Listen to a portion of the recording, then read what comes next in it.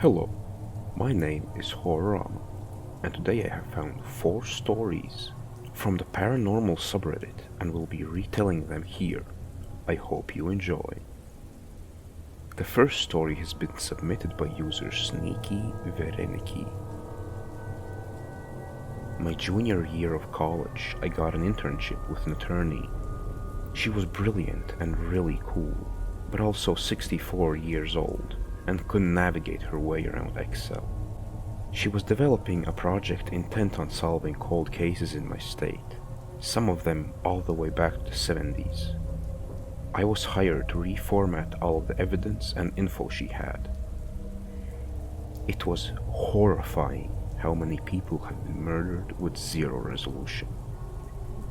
I learned that honestly, the movies aren't really exaggerating that much. Most serial killers are obviously egomaniacs, and they almost always have a thing.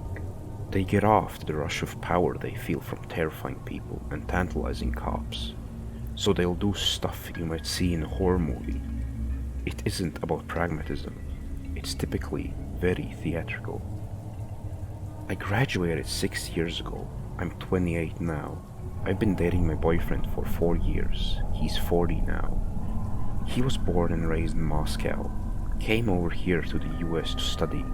He's a brilliant writer with 2 master degrees, both from Ivy Leagues.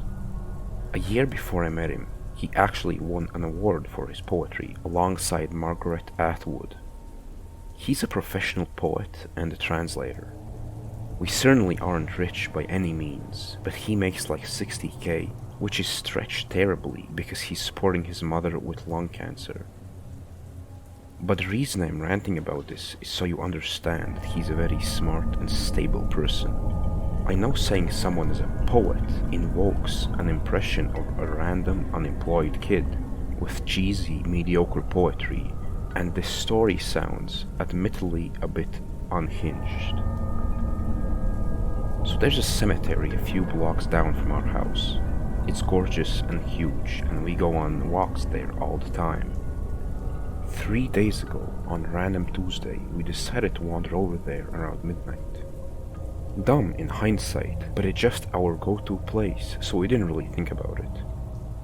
We were in the center of this honestly gigantic park when I heard the most blood-curdling sound I have ever heard. When I was a kid, I once witnessed my uncle shoot a mountain lion, and it gave out this absolutely terrifying sound of pure agony.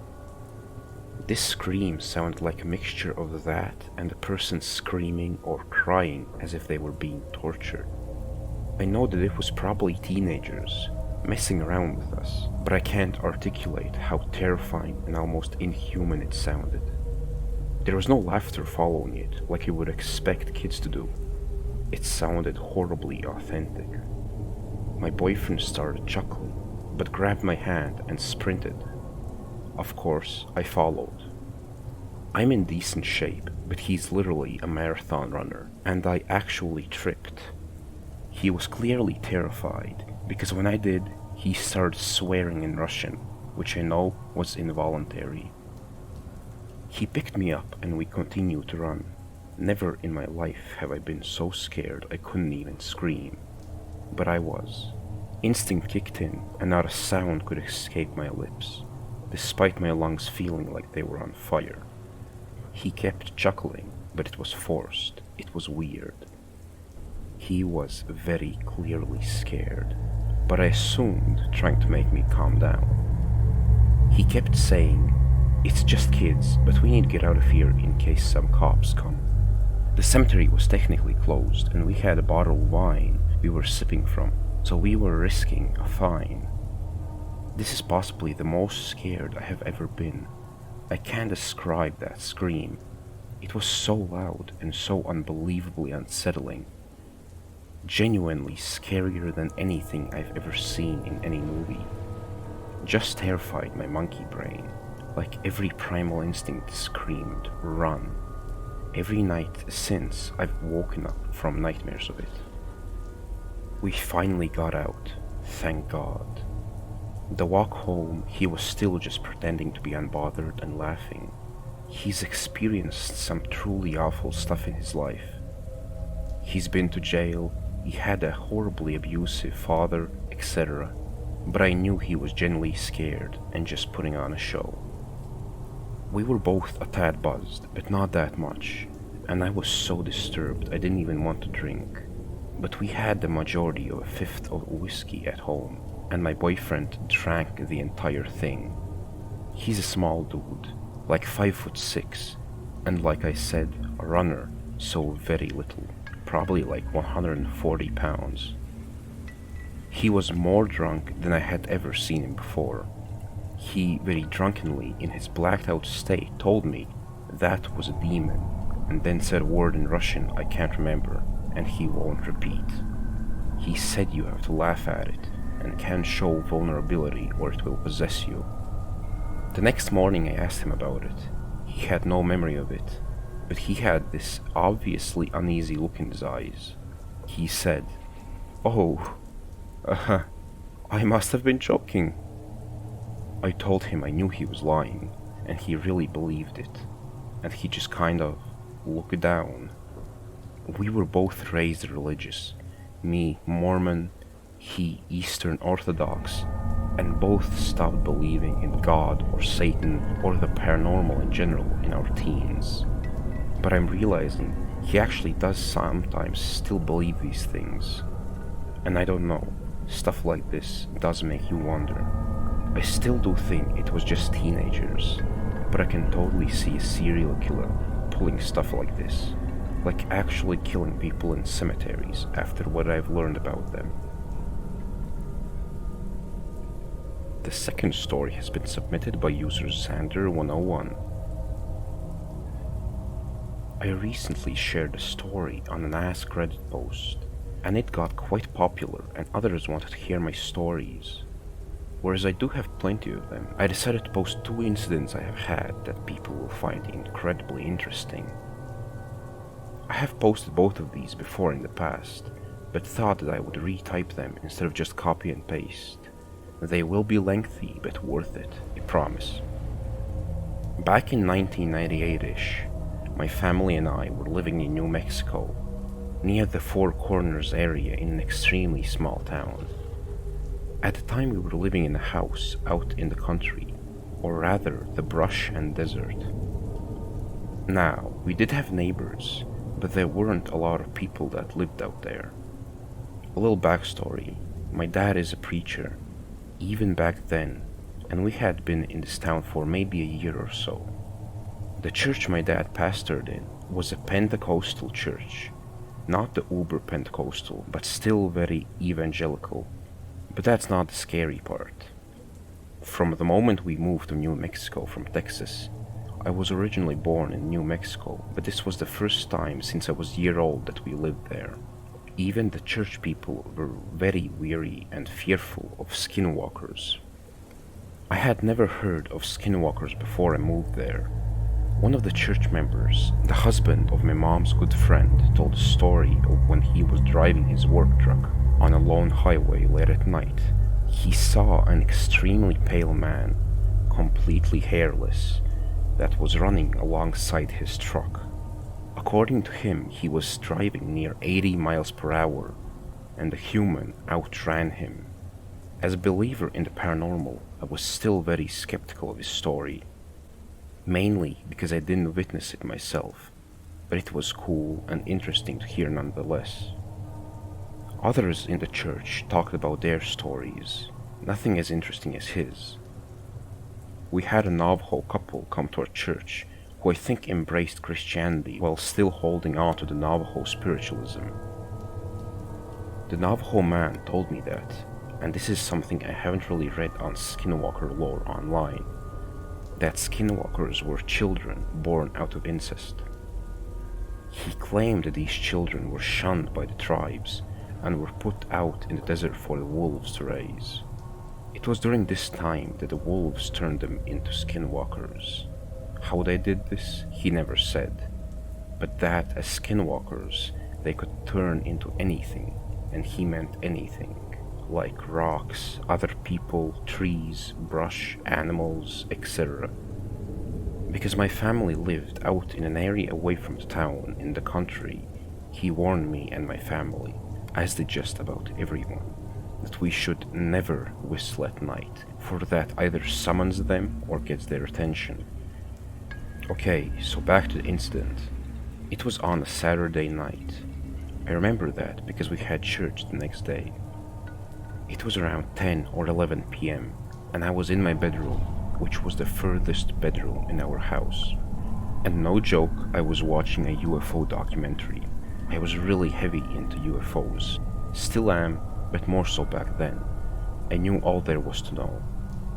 When a knock came at my bedroom door, I opened it to find my brother and his best friend from church, we'll call him Barry, standing in front of me. My brother, as usual, had his shirt off. This is an important detail later. Annoyed, I asked what they wanted. My brother and Barry had decided to sleep in the enclosed patio in the backyard and told me that they had seen something that looked like a white head walk by the windows that faced the backyard. Of course, I didn't believe them and thought that they were probably messing with me and making fun of me for being weird and believing in paranormal aliens or UFOs, since my brother doesn't really ascribe to any of it. However, I'm the big brother, so just in case, I decided to go and have a look. I grabbed a flashlight and headed to the back patio.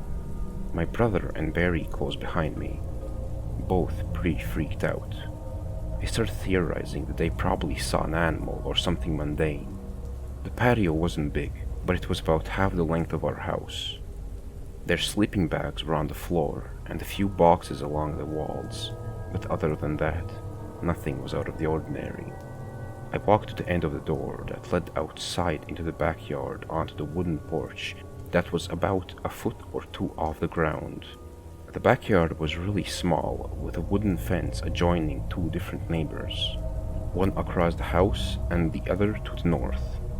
I saw nothing out of the ordinary, but I did hear the sound of dead leaves crackling somewhere towards the front yard.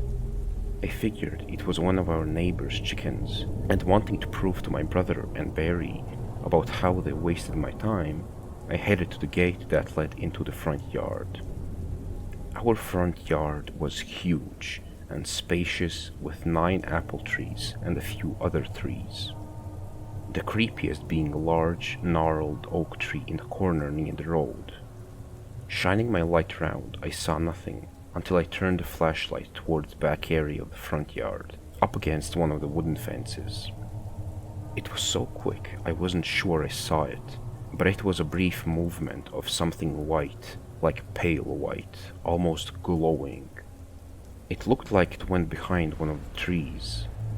My brother and Barry close behind me, and curiosity having gotten the better of me, I walked near the tree, slowly. Before I could get real close, I heard and felt a whoosh fly towards me and by me so quickly that if my brother hadn't screamed, I would have thought it my imagination. I turned around quickly and my brother was holding on to his chest, and before I could ask what's wrong, he ran, screaming and crying into the house. It was then I heard something running on our driveway, and I, wanting to find out what scared my brother, ran after it with Barry close behind me. When I reached the end of the driveway, onto the edge of the road, I shone my flashlight in the direction I could hear bare feet running in the distance. I saw nothing but a road and a few houses down the way near the desert hills. Now, I don't know why I did this, because I don't know. Maybe I want to prove it to myself, that it was a skinwalker. I don't know why, but I whistled. I remember Barry telling me not to do that again, but the same tune I whistled came back at me from the distance. I became very intrigued. So I whistled again, a different tune. The same tune whistled back at me, but closer. I whistled for a third time, another tune, but no whistle came back. Instead, a voice, just a few yards away, said, "Hey, kid, come here." Barry and I booked back into the house. As soon as we entered, my mother is frantic and asking us what happened, and we tell her. But what had her so frantic was my brother being injured. When I saw my brother sitting on the couch, shaking, he had 3 long scratches across his chest. They weren't deep or anything, and they barely bled, but they were prominent enough. My brother remembers this happening, but he downplays it, and at the same time he changes the subject immediately and I never press it. As for Barry, he never mentioned it again, or ever wanted to talk about it, but I have been curious to ask him about it. And now, I want to see what he remembers. I also told this story on an episode of Coast to Coast AM and spoke to George Norrie back in 2008, a highlight of my life I might add. I actually put the clip up on YouTube. The next story is a little difficult to explain without going into a lot of detail, and as interesting as all of that is, this post is already too long and I apologize, so I'll make this one a bit quicker. As you all already know, I am a preacher's kid, but I am no longer a part of the Christian religion and actually follow a more pagan path. Like I said before, there is a lot more to this story than what I am going to tell, and I have told a lot of it on Reddit in the past. This was my very first paranormal incident, at least one I can truly remember. My first was an imaginary friend I had, named Jerry, that my 4-year-old self told my mom about, and how he had died in a car crash. I can kind of remember how Jerry looked, but that's not as interesting as the story.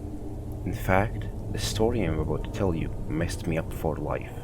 Not a day goes by since it happened that I don't think about it. That's how terrifying it is. I was at a Christian summer camp in the Texas Hill Country. In fact, not too far from where I am currently living. I really do wish I could tell everything about this because it would be much scarier, but this will have to do for the time being. The camp I went to is nothing like the camps you see in the movies. It was real big, and our dorms were more like small hotel rooms, with bathrooms and bunk beds pretty much. The dorms were in a huge 1-story building up on a hill. The boys' dorm was on the left and the girls' was on the right. But not entirely sure, but it's not important to the story. In between was this chapel. This happened in the chapel. Now, I had gone to this camp for pretty much my whole life, and this was around 1995, 2 years after the story I told on the Ask Reddit post. I knew this camp like the back of my hand. Both my parents worked there in the summer, and if I wasn't a camper, I was still there, and everyone knew me and my small group of friends. We were like VIPs because of who our parents were. Anyways, we are in the chapel and everything is going normally. Boys on one side, girls on the other, and we were listening to the sermon the minister was giving with his kid-like humor so we wouldn't be bored. At the back of the room was a stained glass window. I had seen it 100 times before. It was of a woman dressed biblically, kind of like the Virgin Mary, but since we weren't Catholic, I am not sure who it was. I can see it so clearly in my head. The woman was on a field of green, rolling storm clouds above her. She was pouring water into a flowing stream. For what reason, I do not know. A lamb beside her, and a tree off in the distance. Around this image were 2 colorful borders, one red and one yellow. I was sitting there with my friends, listening to the minister, and for some reason I looked at the stained glass window. In the colorful border, not exactly sure which color it was a face.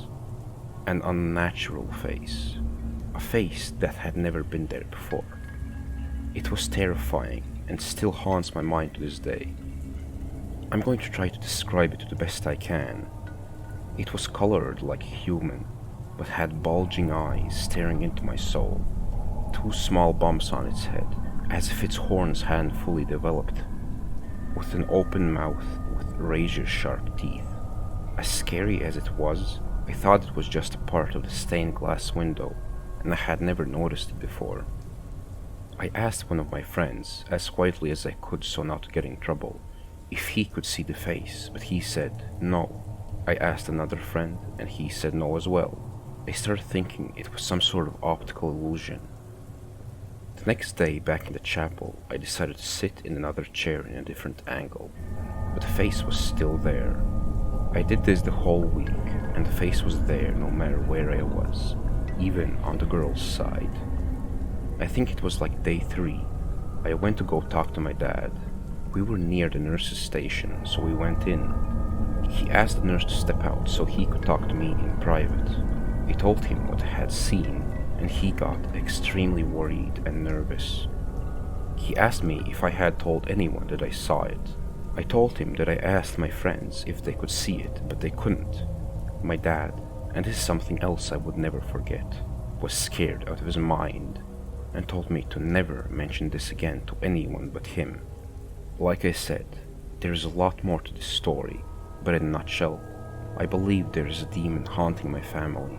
After I saw it, my family has gone through absolute hell, and even when I thought everything was okay, the curse continued and has recently hit me very hard to the point where I have lost everything. My house, my land, my husband, my dog, my possessions, all of it gone, and not from something I did, just the continued role of the victim. I'm suffering from trauma and PTSD because of what I recently went through, and whereas I never saw the demon again, sometimes I can feel it, like its eyes are on me.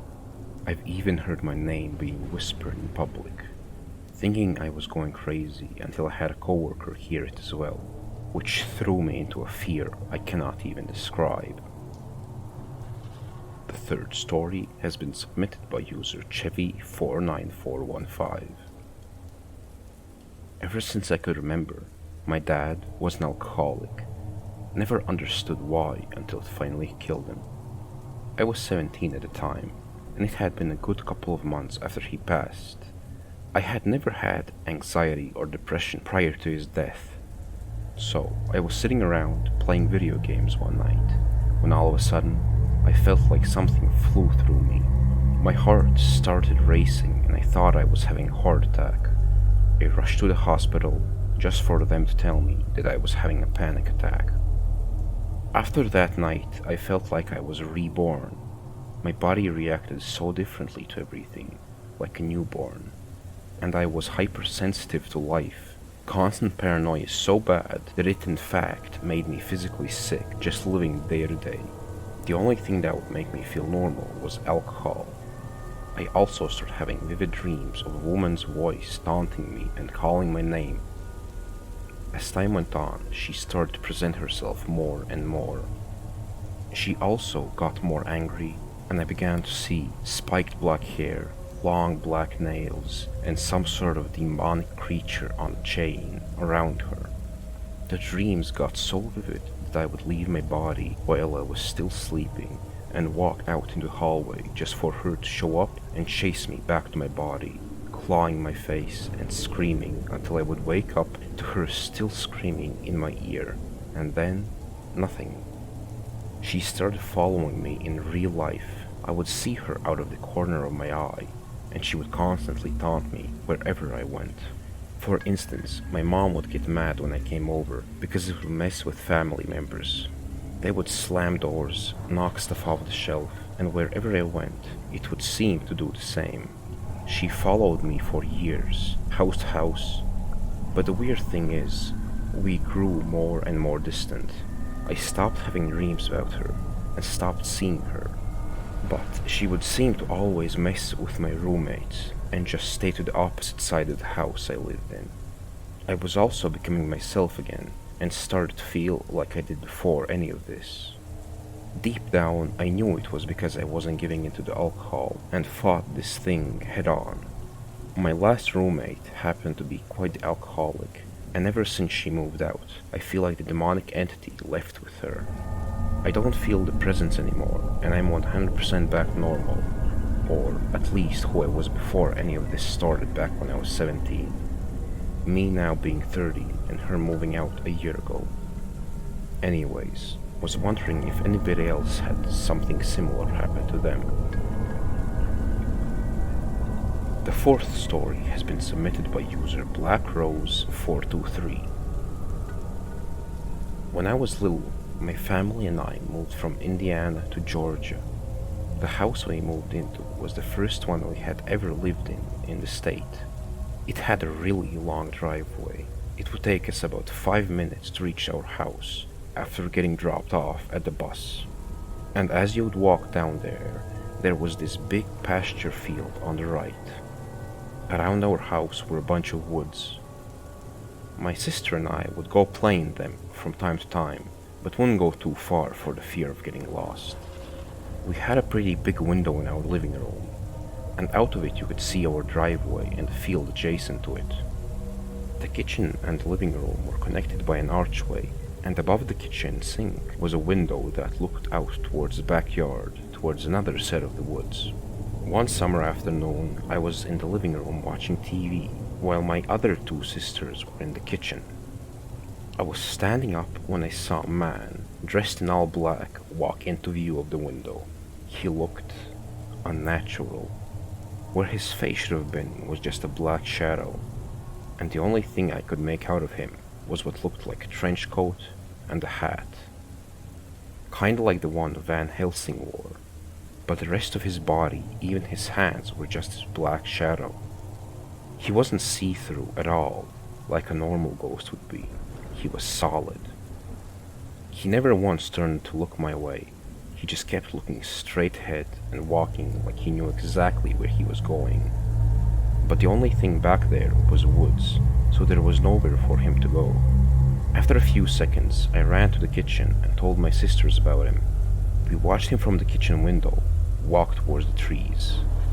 We looked at each other for just a second before we turned back to look at him when he was gone. There was no way he could have just disappeared without us seeing him. We had no idea where he went. We tried to tell our parents, but of course they didn't believe us, and just thought we were looking for attention. We didn't see him for a while after that. Next time we did, it was almost like the first time. He looked exactly the same and walked in the exact same way he did last time. But this time, after disappearing in the backyard, my sister heard really heavy footsteps somewhere in the house. I don't remember this encounter like she does, but I remember her telling us that she saw the man again and that she thought he was in the house. She made us lock all of the doors and windows and then made us huddle up in the hallway with a knife. Not like it was really going to do anything. A few years later, we were talking about it, and she told me that she had gotten up to check, and when she did, it was staring at her. My stepdad saw him too, when he was living on the same road, and would ask his friends if they had seen him too. They all said yes. I don't know where he came from or who he is, but I'd really like to find out. The world truly is filled with unexplainable occurrences, whether you believe in them or not. But either way, I do hope you enjoyed this video, and thank you for watching until the end. I hope to see you again.